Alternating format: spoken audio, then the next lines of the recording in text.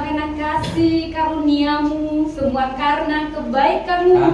Kami berdiri di sini meninggikan nama-Mu yang Maha Kudus. Dengan penuh kerendahan hati, kami semua terutama hamba-Mu yang hanyalah sebagai alat-Mu menyampaikan kebenaran firman-Mu. Roh Kudus berkuasa dan mengalirlah atas mulut bibir hamba semuanya dari ujung rambut hingga ujung kaki. Engkau yang sudah melayakkannya untuk menyampaikan hanya kebenaran firman Tuhan yang akan memberi kami kehidupan, memberkati kami, mengubahkan kami sehingga kami berkemenangan. Dan saat ini kami undang hadirat-Mu memenuhi tempat ini. Bicaralah Roh Kudus, pribadi lepas pribadi, biar firman ini yang sungguh-sungguh kami lakukan menjadi terang, menjadi garam, berdampak, berbuah bagi kemuliaan nama Tuhan. Kami sepakat mematahkan segala kuasa, benteng-benteng keakuan manusia. Kami patahkan di dalam nama Tuhan Yesus. Penyampaian firman Tuhan diberitakan dan segala kemuliaan bagi nama Tuhan. Sembunyikan hamba-Mu di balik kuasa salib-Mu. Ini hamba-Mu sebagai alat-Mu. Di dalam nama Tuhan Yesus sama-sama kita katakan amin. Silakan duduk Bapak Ibu Saudara yang terkasih. Shalom. Apa kabar? Luar biasa. Biasa. Saya senang sekali. Terima kasih Bapak Pendeta, Ibu Pendeta, Bapak Gembala sudah memberi saya kesempatan melayani Tuhan, suatu kehormatan, dan senang sekali bisa melihat wajah-wajah yang penuh semangat.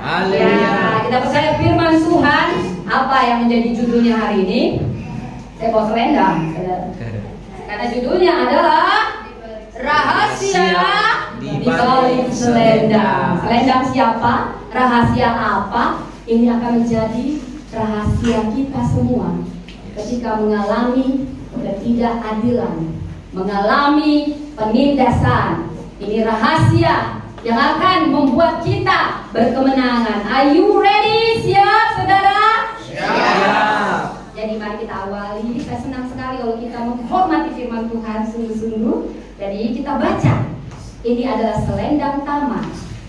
Rahasia di balik selendang tamar akan menjadi rahasia kita bersama. Amin Bapak Ibu. Amin. Kita baca dari Kejadian 38. Saya ayat yang pertama, dan saya ingin Bapak Ibu sungguh-sungguh ketika firman Tuhan disuarakan itu berkuasa. Kuasa iman timbul dari pendengaran akan firman Tuhan. Amin. Kejadian 38 ayat 1 sampai 30. Selesai semua ya saudara ya. Jadi Anda yang belum baca Alkitab selesai hari ini baca Alkitab satu pasal ya. Oke, saya ayat pertama, Bapak Ibu ayat yang kedua dengan lantang. Kejadian 38, Yehuda dan Tamar. Pada waktu itu Yehuda meninggalkan saudara-saudaranya dan pergi ke seorang laki-laki Adulam namanya Hira.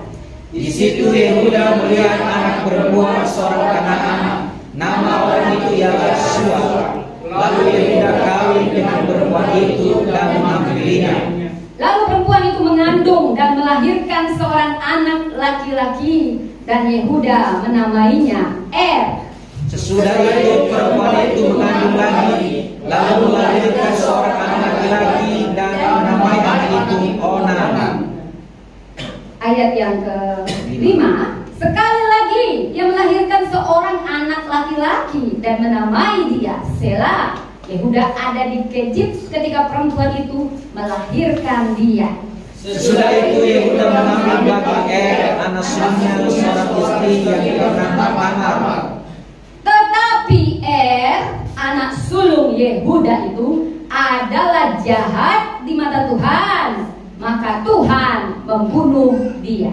Lalu berkatalah Yehuda kepada Onan, hampirilah istri kakakmu itu, kawinlah dengan dia sebagai ganti kakakmu, dan bangkitlah keturunan bagi kakakmu. Tetapi Onan tahu bahwa bukan ia yang mempunyai keturunan itu. Sebab itu setiap kali ia menghampiri istri kakaknya itu, ia membiarkan maninya terbuang, supaya ia jangan memberi keturunan kepada kakaknya. Tetapi yang dilakukannya itu adalah jahat di mata Tuhan, maka Tuhan membunuh dia juga. Lalu berkatalah Yehuda kepada Tamar menantunya itu, tinggallah sebagai janda di rumah ayahmu sampai Sela, anakku itu besar. Sebab pikirnya, jangan-jangan ia mati seperti kedua kakaknya. Maka pergilah Tamar dan tinggal di rumah ayahnya. Setelah beberapa lama matilah anak Sua, istri Yehuda. Habis berkabung pergilah Yehuda ke Timnah kepada orang-orang yang menggunting bulu domba-dombanya bersama dengan Hira, sahabatnya orang Tadulah itu.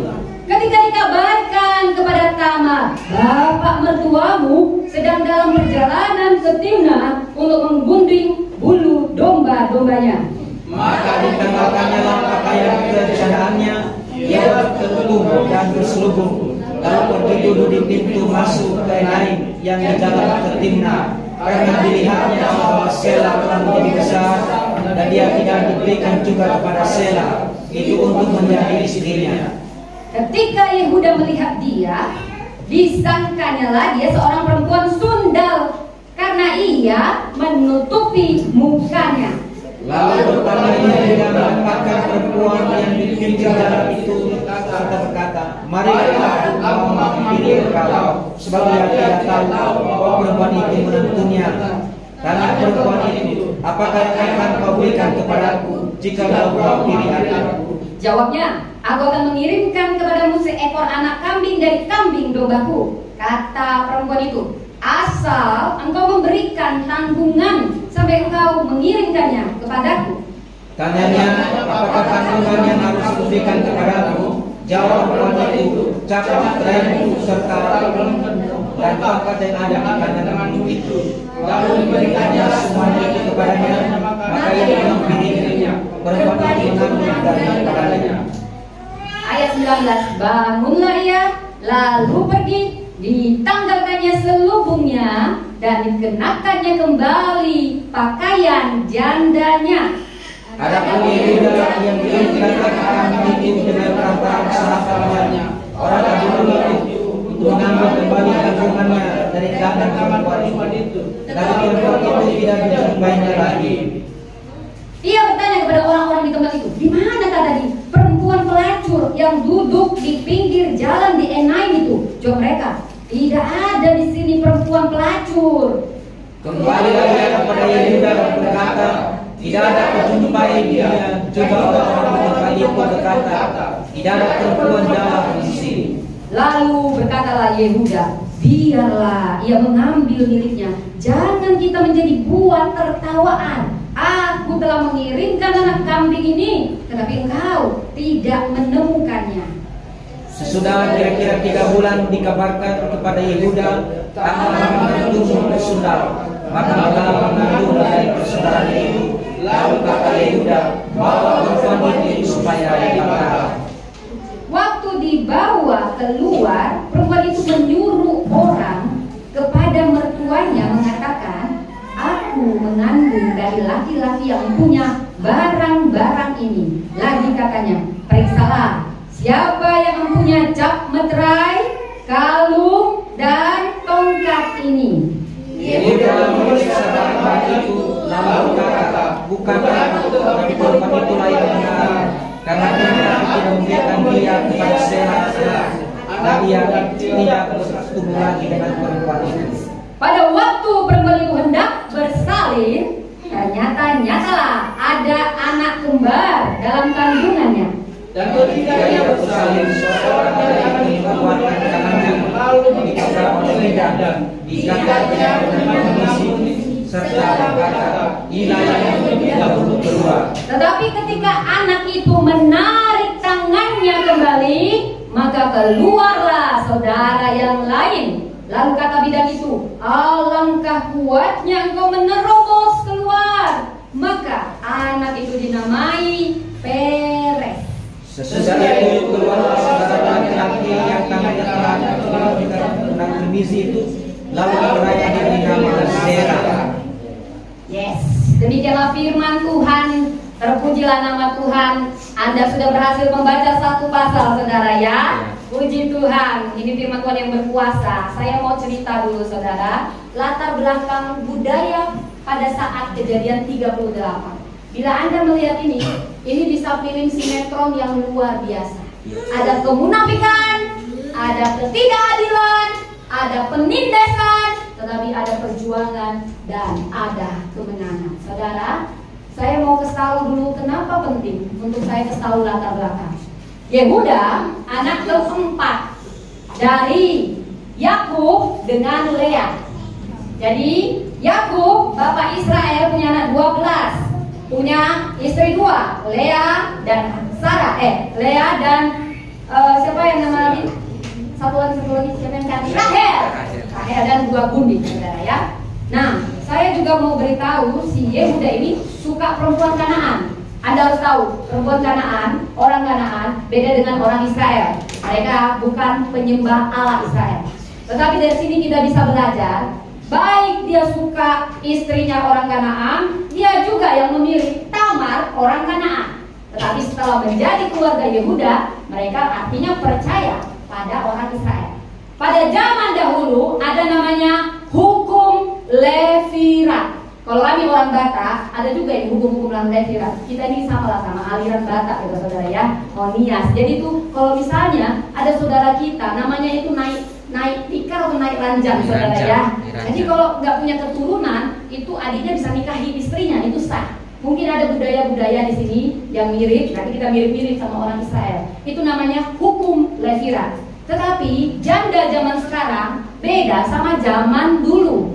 Janda dulu kalau nggak ada anak disebut aib. Kalau janda sekarang nggak apa-apa sih. Kenapa disebut aib? Zaman dulu wanitanya beda sama zaman sekarang.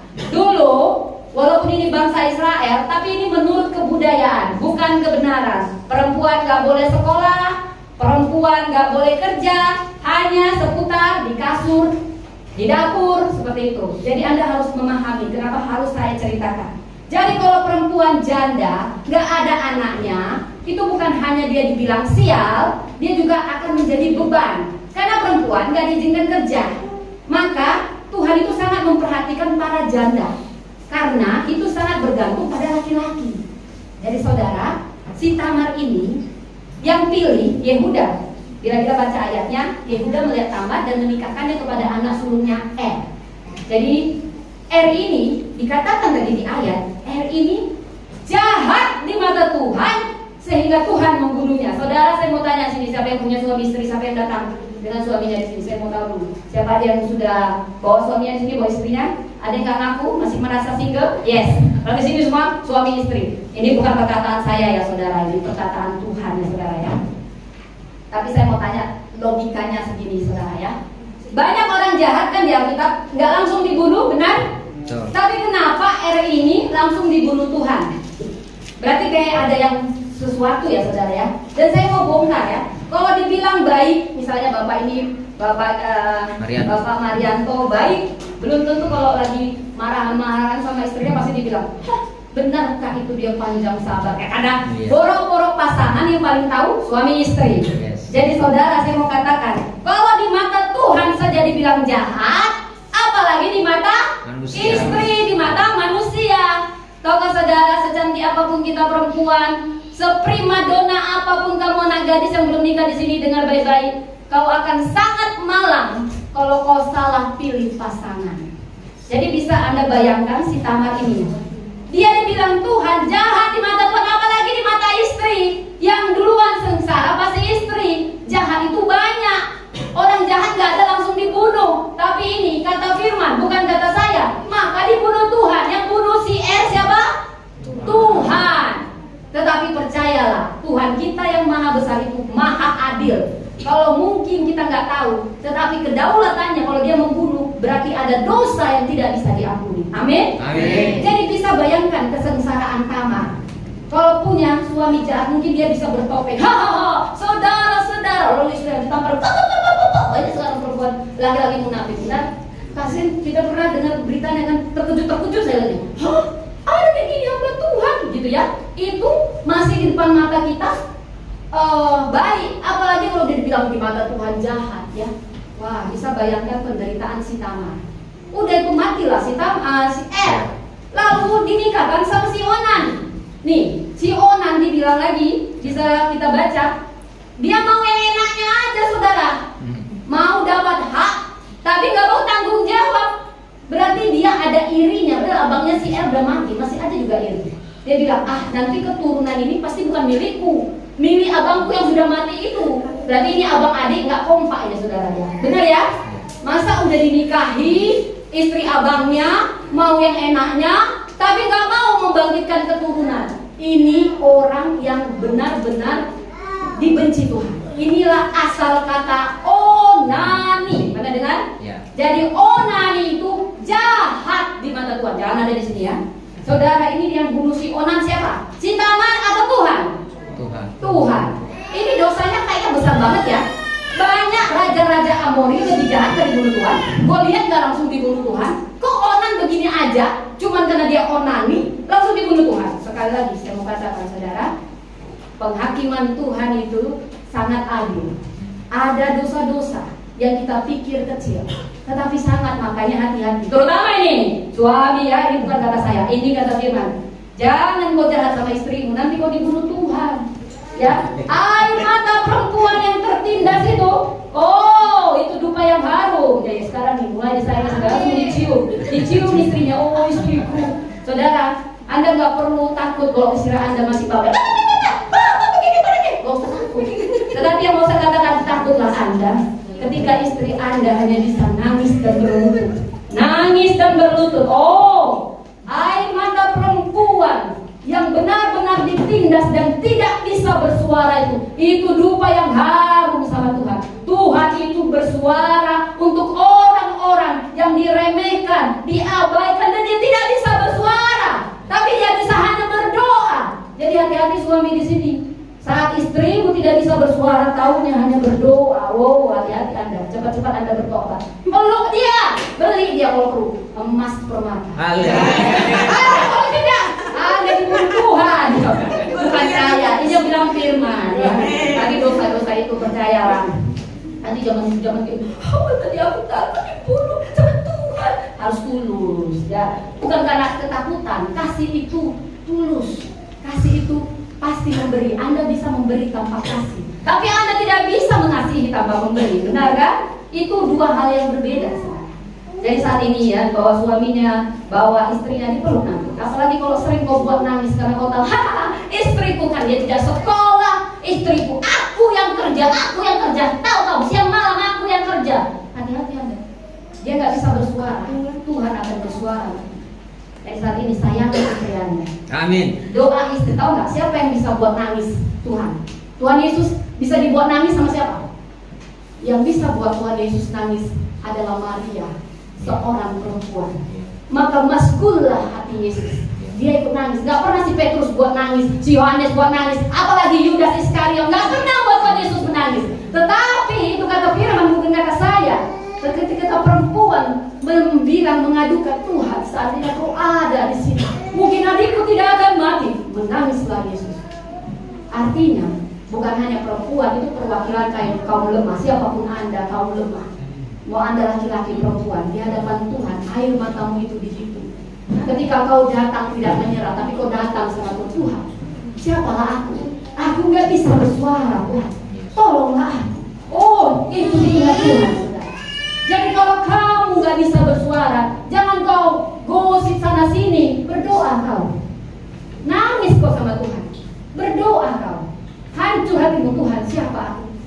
Ini yang bisa berlutut kau. Makanya kalau istri-istri terutama ya, perempuan ya, siapapun Anda kaum lemah, itu sangat dihitung Tuhan air matamu. Mungkin kau belum melihat Tuhan langsung bekerja di balik layar. Air matamu yang menetes itu dupa yang harum. Kayak kita dulu bakar korban, harum lemak-lemaknya. Tapi dalam konteks yang berbeda, air mata kita ini yang hancur hati, Tuhan, itu hanya bisa nangis, tapi kita nggak menyerah, kita berharap sama Tuhan. Itu dupa yang harum bagi Tuhan. Inilah yang Tamar rasakan. Tetapi itulah perempuan terus yang disalahkan. Ketika dua suaminya ini meninggal, yang disalahkan Tamar. Bila kita baca, Yehuda nggak mau kasih Tamar sama Sela karena dia berpikir, dia selalu, kita pasti ya belain anak kita, pasti anakku yang benar, menantuku yang salah, dasar kamu wanita sial. Ini yang dirasakan oleh Tamar. Dia sudah dijahati, mungkin ditempelin si R. Dasar kamu perempuan, masa yang benar, hormat sama suami. Karena perempuan dulu beda sama sekarang. Sekarang boleh bicara begini, boleh. Dulu nggak boleh, Makanya di Alkitab jarang ada nama perempuan. Memang nggak dicatat. Itu budaya, bukan kebenaran. Makanya ada perempuan Sunam, nggak ada namanya. Perempuan Kanaan, nggak ada namanya. 5.000 laki-laki, belum termasuk perempuan dan anak-anak. Kenapa? Memang kita nggak boleh bersuara. Dulu pun kita sangat menghargai R.A. Kartini karena ada yang berjuang untuk perempuan. Benar? Inilah yang harus Anda bawa. Bagaimana Anda merasakan Tamar? Tahukah Anda Tamar yang disalahin? Wanita sial, menantu sial. Oh, tapi aku harus jaga wajahku, jangan ketahuan. Tidak akan ku beri Sela. Sebenarnya si Tamar disuruh pulanglah ke rumah orang tuamu karena anakku masih muda. Pada sebenarnya di hatinya yang munafik itu, tidak akan ku beri kau sama Sela. Walaupun sesuai hukum, pasti nanti mati. Dasar kau wanita sial. Saudara, mertua sendiri nganggap gitu. Anda dipulangkan ke rumah mertua, di rumah orang tua. Kalau zaman dulu itu aib. Anda punya suami dua, mati dua-dua yang disalahin Anda. Bisa Anda bayangkan ini si Tamar gimana perasaannya? Lalu Sela udah besar, ya udah nggak ngasih-ngasih. Karena memang niatnya digantung, di PHP. Pernah sih cintanya di PHP, saudara? Gak enak ya? Saya pernah di PHP gitu loh, saudara, sama cowok. Mau saya jitak aja tuh cowok, saudara. Gak enak di PHP, saudara. Inilah yang dilakukan Yehuda pada Tamar. Mundur kena, maju kena. Hukum Levirat, nggak boleh dia nikah. Kalau Tamar ini wanita jahat, dia bisa aja karena sudah meninggal dua-dua. Saya mau keluar dari keluargamu nih Yehuda. Nggak mau, saya mau kembali jadi wanita Kanaan. Tapi disinilah kebesaran hati seorang perempuan. Sudah dapat suami jahat, mertua jahat, nggak kapok-kapok. Kalau dia memang wanita jahat, dia pergi aja kan. Selesai perkara, saya cerai. Tapi di sini yang Tuhan lihat perjuangan tiap orang. Perjuangan Anda ketika Anda tidak bisa bersuara, diperlakukan tidak adil, Anda dibully, Anda yang benar, Anda yang disalahkan, Anda yang malang, Anda yang dianggap semua masyarakat. Si Tamar kasihannya, mereka bisik-bisik kasihan itu kasihan, janda sial, gak ada anaknya disuruh dia pulang ke rumah. Mungkin mama bapaknya tuh terpaksa menerima. Tamar udah nikah sama orang bangsawan Yehuda, mesti balik. Semua menyalahkan dia, saudara. Karena perempuan gak bisa ngomong. Pada saat itu perempuan gak bisa ngomong, gak bisa sekolah, gak bisa apa-apa. Aduh, Tamar pun nambah-nambah uang belanja aja pun. Dia itu sakit, saudara. Saya pernah pengangguran ya, saudara ya. Semua keluarga saya kayak menghakimi saya wanita berdosa hanya karena saya nganggur. Tidak semua menerima kita saat titik terendah. Bayangkan perasaan Tamar, saudara. Tetapi saya tidak tahu perasaan Anda. Mungkin konteksnya berbeda. Anda pernah dibully, bukan Anda yang salah. Karena Anda orang kecil, orang kecil. Dia aja kita buat kambing hitam. Ini. Mungkin Anda begitu, saudara. Tapi yang mau saya katakan, saudara, mari kita belajar dari Tamar. Dan ternyata Tuhan punya hadiah buat orang-orang seperti Tamar. Saudara, dia dengar si Yehuda. Hei Tamar, tahu kau berita? Si Yehuda mertuamu itu sudah jadi duda keren. Bila Anda baca kembali ayat firman Tuhan, istrinya meninggal. Si Tamar masih pakai kain kabun. Beda sekarang, janda sekarang bisa kayak gini, gak ketahuan saya janda atau enggak. Kalau dulu ketahuan, saudara, segitunya perempuan dibedakan. Bisa Anda bayangkan situasi dulu. Lalu si Tamar ini berubah, saudara. Dia tahu kan, sekarang banyak berita di koran kan, cuman gara-gara pelau, entah kenapa langsung bunuh diri. Suaminya selingkuh, istrinya bunuh diri, anaknya bunuh diri. Banyak begitu kabar? Ya. Wah, kalau dalam Kristen, saudara, jangan ada lagi kita dengar ini. Ini ada rahasia, saudara.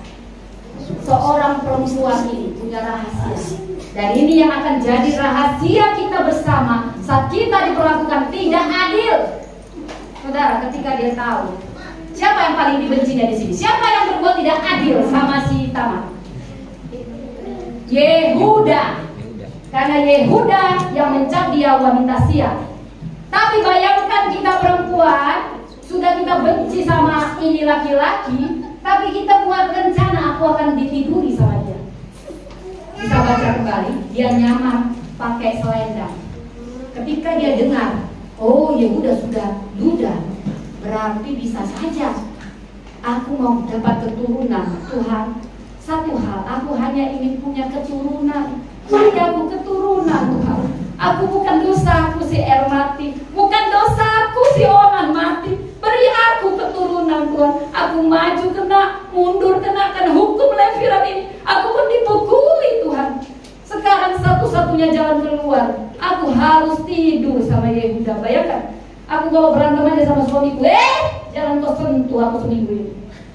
Tapi kau bayangkan, seorang perempuan yang sudah dikecilkan sama mertuanya sendiri, dia punya rencana menanggalkan pakaian kejandaannya. Tuhan, cuma ini caranya. Beri aku anak Tuhan. Dia pakai pakaian kejandaan itu di hadapan Tuhan adalah pakaian kehormatan perempuan yang setia, saudara. Dan dia tanggalkan pakaiannya itu. Dia nyamar jadi pelacur. Dia wanita baik-baik, tapi harus rela meninggalkan gengsinya, bukan untuk balas dendam, saudara. Dia nyamar bukan untuk enak-enak, saudara. Dia hanya bilang, Tuhan tolong aku. Aku gak mau nyerah, Tuhan. Aku gak mau seumur hidup jadi janda sial, Tuhan. Tolong aku, jangan biarkan penyamaranku ini ketahuan. Hanya ini caranya. Ini waktu yang tepat sebelum Yehuda kawin lagi. Kalau enggak, aku gak akan pernah diingat. Aku diabaikan, Tuhan. Aku diremehkan, Tuhan. Apa daya aku perempuan? Saudara, dia bisa kubayangkan aku jadi Tamar. Aku tanggalkan pakaian kehormatanku dan aku menyamar jadi pelacur. Saudara, beginilah aku pelacur. Dalam ketakutan, Tuhan jangan biarkan terungkap, Tuhan. Kalau nggak duluan perempuan, duluan aku dilempar, Tuhan, karena dianggap berzina. Saudara, air matanya mungkin kalau secara manusia kita menghakimi, yang salah itu adalah Tamar. Tamar yang tahu itu mertuanya. Kalau secara moral ini salah. Tetapi sekali lagi kita dikejutkan oleh Tuhan. Cara kita memandang tidak sama dengan cara Tuhan memandang. Hati yang tulus, hati yang hancur itu dupa yang haru, saudara. Ya saudara, dalam penyamarannya dia jadi pelacur.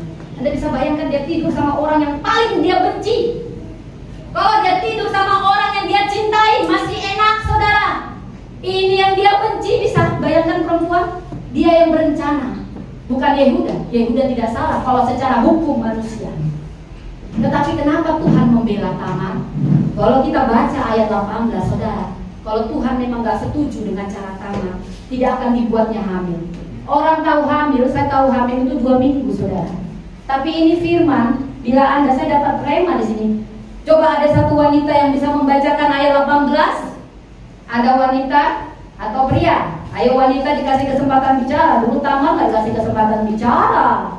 Ayat 18. Di sini ada rema Tuhan tentang strategi Tamar, saudara. Ada yang membaca ayat 18?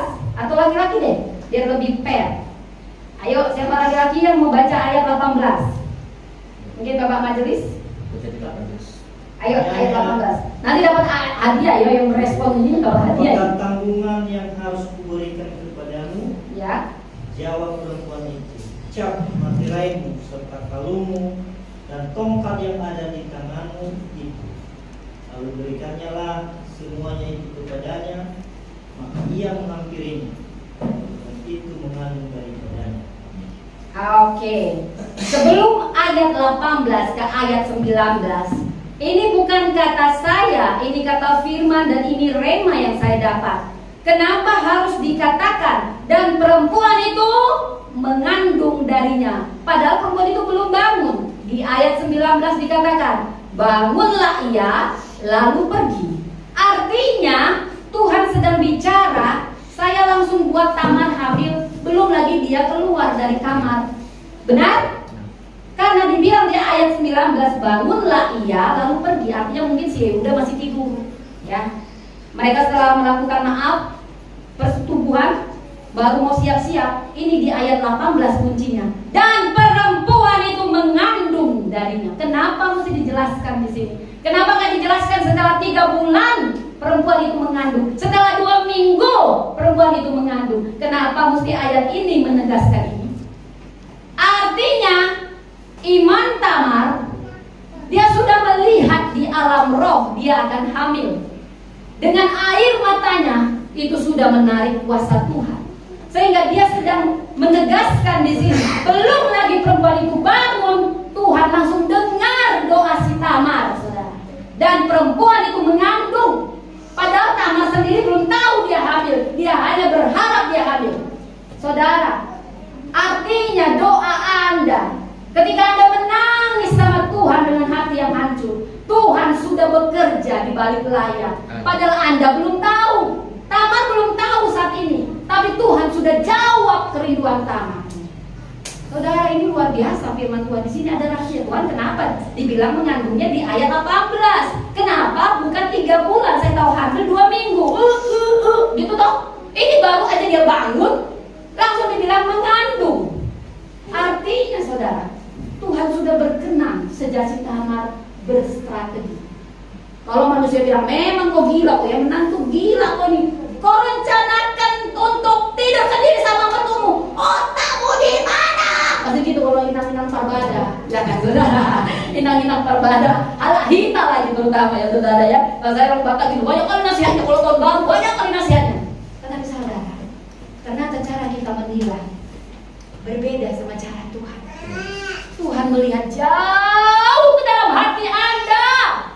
Air mata Anda itu yang Tuhan. Asal Anda tidak salah menangis, jangan Anda menangis di pangkuan perempuan lain atau laki-laki lain. Nangis sama Tuhan. Oh, itu harum di hadapan Tuhan, Anda belum tahu. Tuhan sudah jawab, saudara. Dia lagi kerja di balik layar, saudara. Jadi nangis sama Tuhan, lari sama Tuhan. Mungkin kau belum lihat. Waktu Tuhan pasti yang terbaik, walau kadang tak dapat dimengerti. Artinya saudara, mungkin doamu itu 5 tahun yang lalu Anda belum lihat, tapi percaya. Doamu yang tulus dengan hancur hati, tapi tulus ya. Jangan ada dendam. Tuhan paling benci dendam. Oh ya udah, aku mau tidur biar aku buktikan. Kalau kau tuh suka doa sama perempuan juga. Kalau kau tuh laki-laki munafik ya udah, bukan. Tamar nggak begitu. Dia bukan dendam. Tuhan, beri aku keturunan. Tuhan, aku so tahu soal hukum Tuhan. Ini Levira Tuhan, bagaimana aku bisa bicara Tuhan? Tolong aku. Dan dia dapat hikmat. Ini saya yakin hikmatnya dari Roh Kudus pasti. Yes. Wah berani sekali. Tapi gak mungkin lah nanti kalau aku diketahuan dilempar batu laku. Apalagi perempuan. Kalau dibilang kedapatan jinnya, yang dihukum perempuannya, bukan laki-lakinya. Saudara, tahu gak? Masih ingat kisah perempuan mau dirajam sama batu? Yesus bukan membenarkan perempuan ini. Yesus bukan tidak membenarkan perzinahan. Yang Yesus katakan, siapa yang tidak berdosa, duluan lemparkan batu ini. Artinya apa? Yesus tahu yang melempar itu, ayo yang kita lempar, ayo duluan kita berzina nih. Kalau berzina, ada laki-laki sama perempuan, benar? Kenapa yang dibawa cuma perempuannya?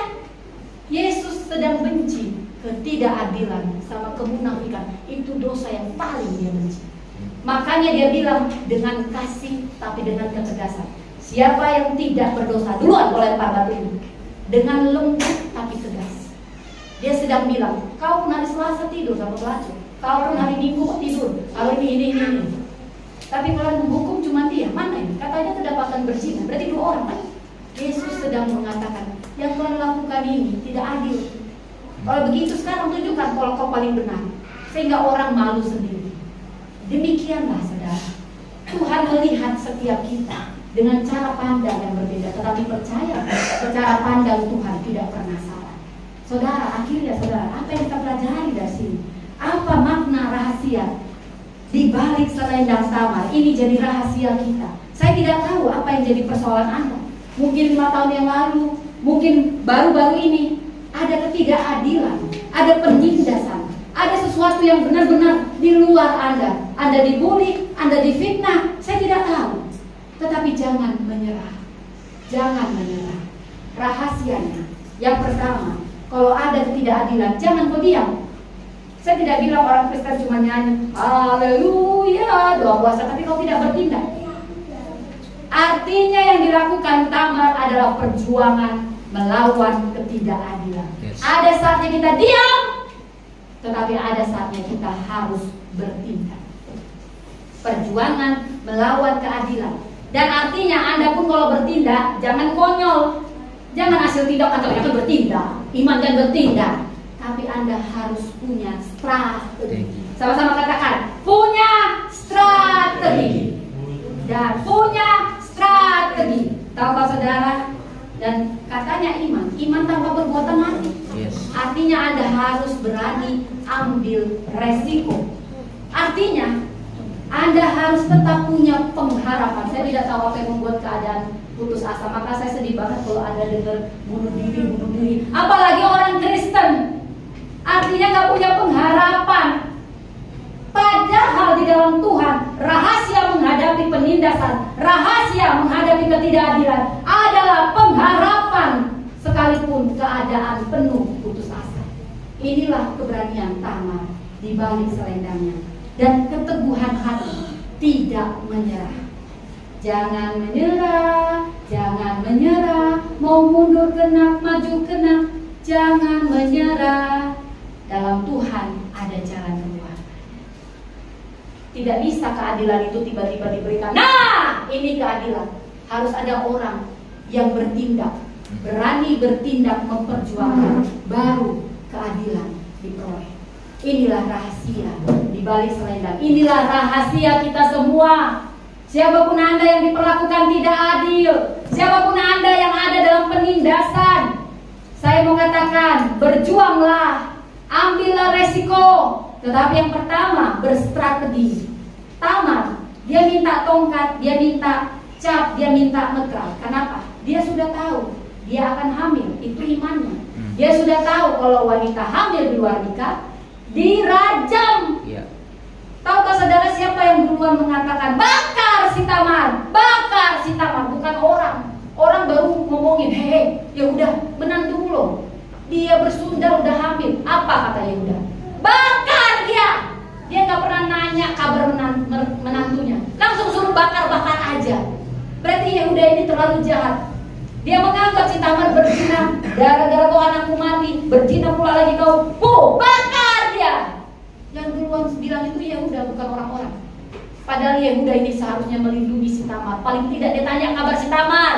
Benarkah Tamar engkau berzina? Nggak ada. Malah dia bilang bakar si Tamar. Apa yang sedang kita pelajari? Yehuda bertindak munafik, padahal dia sendiri tidur sama pelacur. Saudara, siapapun yang tidur sama pelacur, siapapun itu, bukan hanya pelacurnya yang harus dibakar, pelanggannya juga dibakar. Itu sama dosanya, berzina. Sekarang bayangkan, si Yehuda saja berzina, tapi duluan mulutnya membilang sama isu, masih gosip, bakar si Tamar. Dia lupa dia pun berzina. Ini munafik. Tuhan benci kemunafikan. Nyuruh orang bakar, padahal kita sendiri juga pelaku. Tetapi ada yang Tuhan mau singkatkan. Ternyata Yehuda pun dikasihi Tuhan.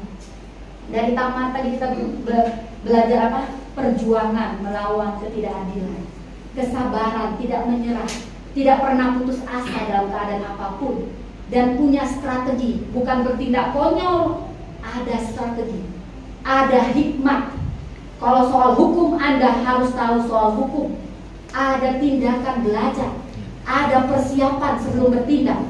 Sebelum Anda bertindak penuh resiko, apalagi itu beresiko. Saudara, orang-orang yang mengubah sejarah bukan orang yang diam saja, tetapi yang berani bertindak. Orang-orang yang mengubah sejarah adalah orang-orang yang berani bertindak. Karena keadilan tidak diberikan, tetapi diperjuangkan.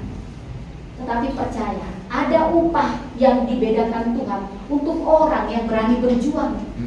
Ada upah penghargaan yang Tuhan berikan untuk kegigihan Anda, itu diingat Tuhan, itu dibedakan. Inilah yang diberikan Tuhan sama Tamar, saudara. Tamar hanya minta anak, Tuhan beri apa? Kalau dibaca ayat terakhir, dia dapat anak kembar. Pernahkah Anda menyangka kenapa Tuhan kasih? Kenapa harus diceritakan tentang anak kembar? Tuhan sedang mengingat berapa kali kita diperlakukan tidak adil. Tuhan balas apapun yang hilang daripadamu karena ketidakadilan. Tuhan akan balas bukan sebanyak yang hilang, bahkan lebih dari yang hilang itu. Yang hilang satu, Tuhan Tuhan beri 2, yang hilang 2, Tuhan beri 10, 15. Artinya Tuhan mengganti setiap air mata kita itu kelimpahan, saudara. Karena itu jangan pernah putus asa di dalam Tuhan. Inilah yang terjadi pada Tamar. Tamar cuma bilang, Tuhan aku hanya mau anak. Dia gak pernah minta laki-laki atau perempuan. Yang penting anak, yang penting keturunan. Tapi pada saat itu ya, anak laki-laki itu sangat penting. Dan Tuhan beri. Dia tak pernah minta 2, Tuhan beri 2. Kenapa? Dia ingat bagaimana dia punya suami jahat 2 kali. Artinya Tuhan gak pernah pilih. Selama Anda tidak menyerah, Anda berjuang, Anda gigih, penghargaan dari Tuhan 2 kali lipat. Pemulihan dari Tuhan 2 kali lipat. Itu yang harus kita pegang. Yang penting jangan menyerah dan perjuangkan apa yang menjadi hak Anda. Anda harus tahu apa hak Anda. Berdoa, minta hikmat sama Tuhan sebelum Anda bertindak, berjuang.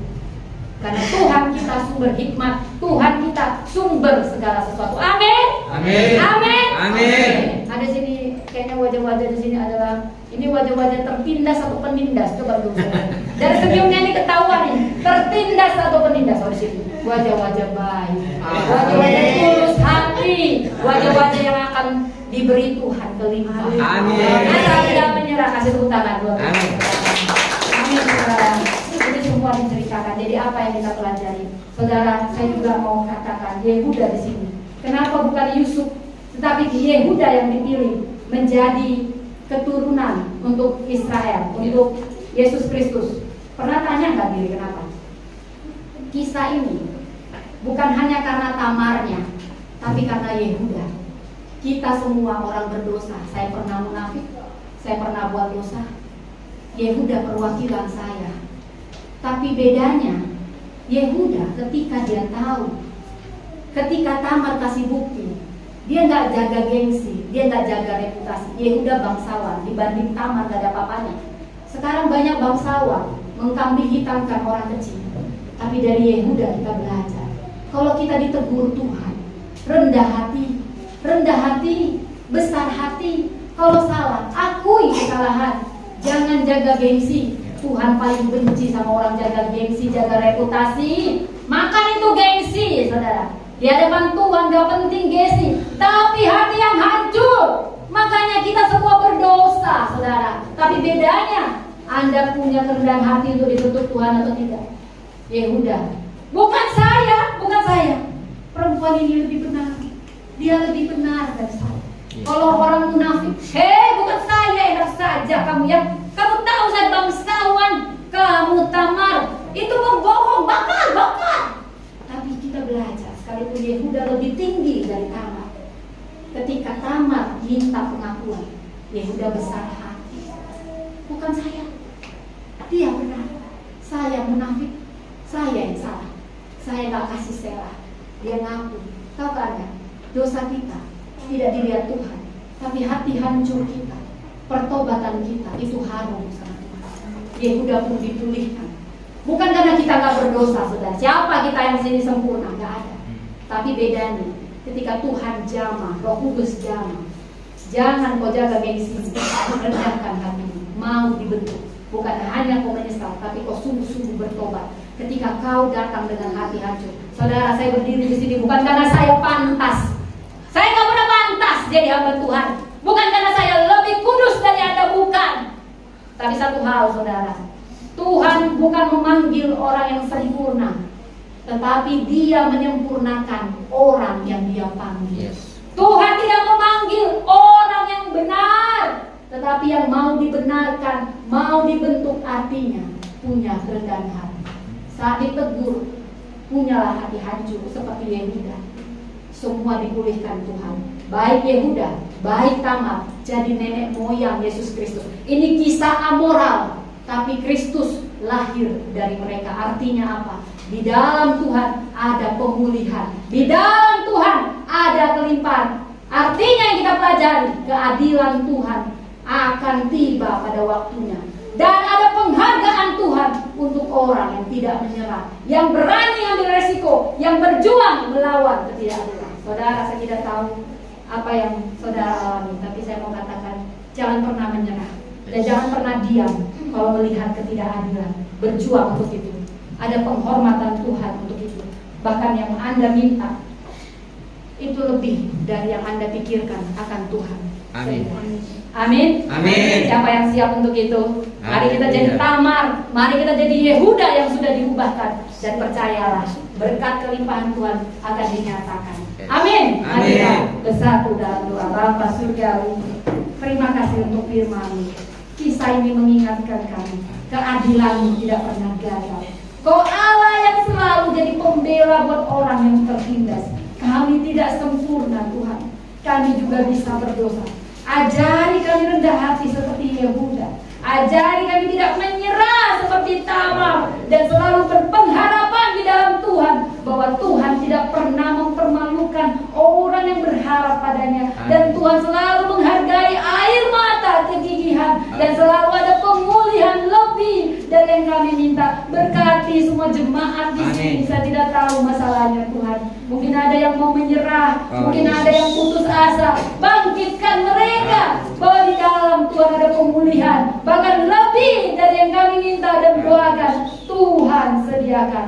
Ini kami Tuhan. Kalau Kau memanggil kami, bukan karena kami layak, tetapi karena kasih karunia-Mu melayakkan kami. Kami mau Kau bentuk Tuhan menjadi pejuang keadilan, penegak kebenaran. Pakai kami semua, pakai semua di sini jemaat-Mu menjadi saluran berkat untuk itu. Di dalam nama Tuhan Yesus, sama-sama